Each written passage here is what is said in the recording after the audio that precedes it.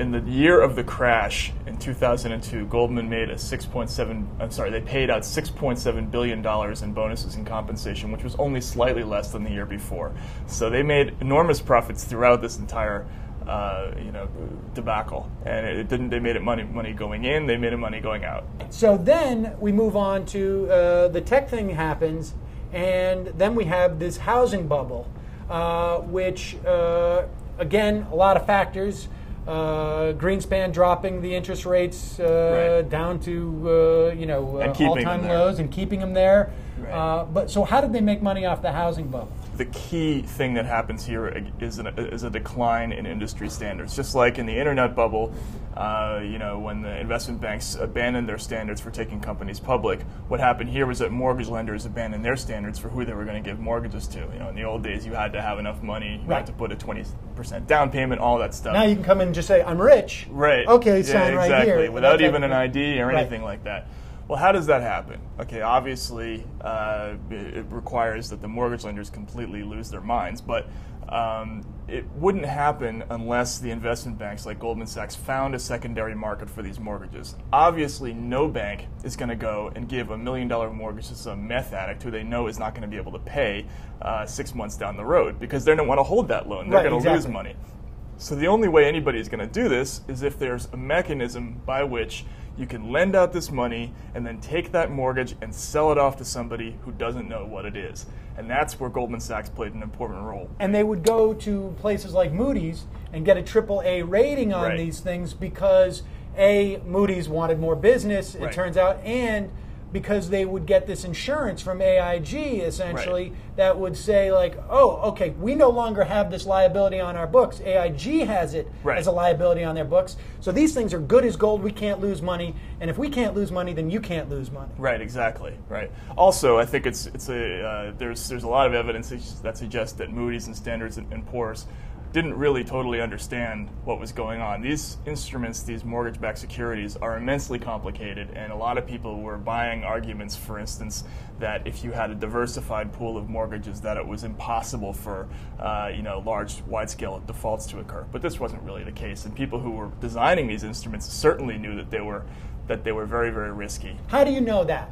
How do you know that the people who were designing these instruments knew that they were risky? Well, for one thing, because Goldman was betting against them. The best evidence that Goldman knew that this stuff was bad was that throughout this period, as they were underwriting massive amounts of mortgages, and at the height of the boom in 2006, Goldman underwrote about $59 billion in non-prime mortgages, which was between 7 and 8% of the entire market. So when they say that they weren't a major player, they were a major player.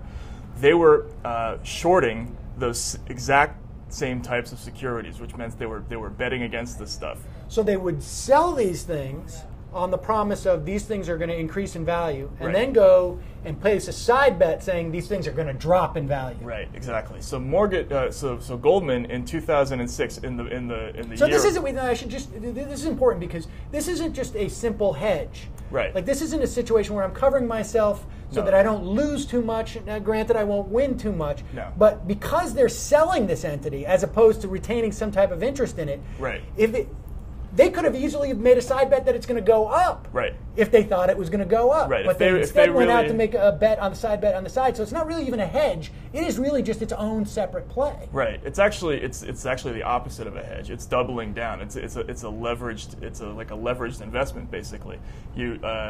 Goldman is now claiming, oh, we were just hedging like everybody else, but that's really not what was happening. Lehman was hedging, Bear Stearns was hedging because they were dumb enough to actually hold this stuff.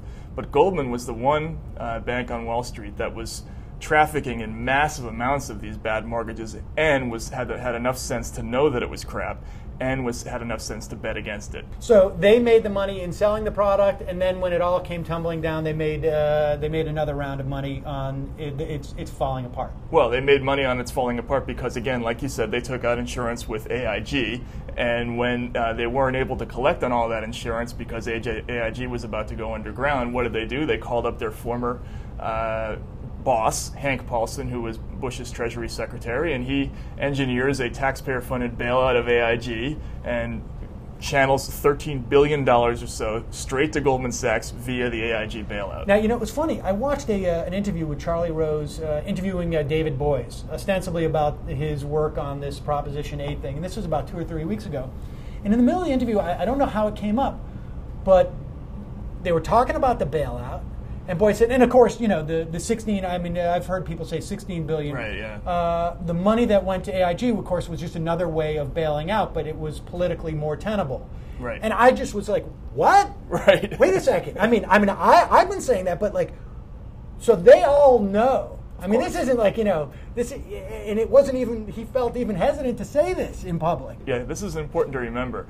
AIG went under because the way that their deals were structured, if their credit rating went down, which it did in September, they were forced to post collateral. They were forced to show all their debtors, all their creditors, that they had a certain amount of cash. This is called collateral calls. What was one of the companies that made that collateral call? Goldman Sachs. Goldman Sachs had a deal with AIG. They made a collateral call, which forced AIG into a tailspin, which again it triggers the government bailout. And the bailout ends up channeling taxpayer money straight to AIG. So Goldman actually helped kill AIG and then helped collect the money that AIG owed Goldman through the bailout. This is fantastic. I got to figure out a way of doing this. Just even if there's a way to do it with the Coke machine or something like that. It's brilliant in a way. When you actually follow all the money trail of all this stuff, it's really kind of hard not to admire the ingenuity of these guys. Yes, it's too bad they're raping the shit out of us. Exactly.